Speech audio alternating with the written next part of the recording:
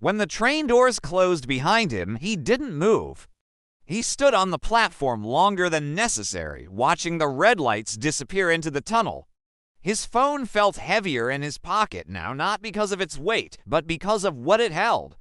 Her number, a simple thing, but nothing about this felt simple. That night, sleep avoided him, not because he was excited, but because memories don't ask for permission when they return. He remembered the nights he wondered what happened to her. The quiet disappointment he never admitted to anyone. The way he convinced himself that some connections were never meant to be explained. Now she had a name, a voice, a laugh that sounded exactly the way he imagined it would. The next morning, he stared at his phone for a long time. Then he typed, "Did we just pretend we weren't strangers for years?" The reply came almost instantly. "I don't think we ever were." They met 2 days later. Not on a train this time, but in a small cafe halfway between their new lives. The kind of place that smelled like warm bread and quiet conversations. She arrived first. He could tell because she always liked to observe before stepping in.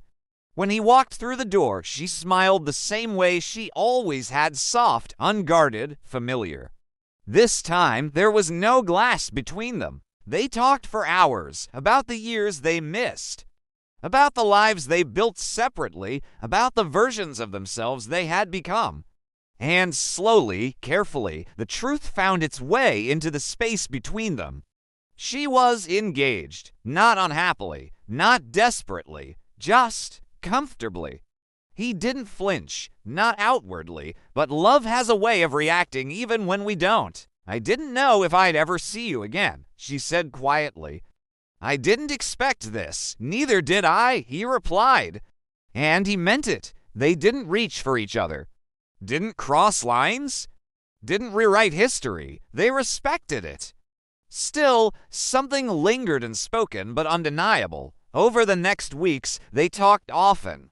Sometimes about nothing, sometimes about everything. They laughed about how strange it was to finally know each other's stories.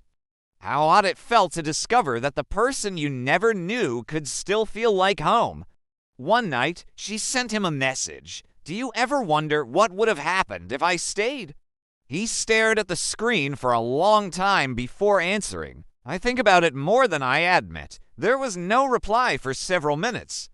Then, me too. They met one last time back at the station. Not because they planned it that way, but because some places remember for us.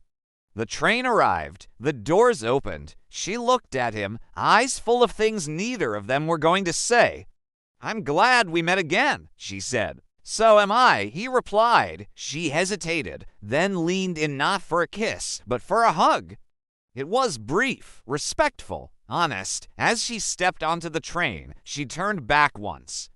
Not with regret, not with longing, with peace.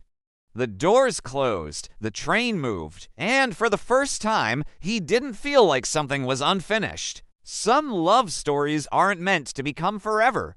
Some exist to remind us of who we were and who we're capable of loving. The last train disappeared into the night. And this time, he stayed on the platform, not waiting, but grateful.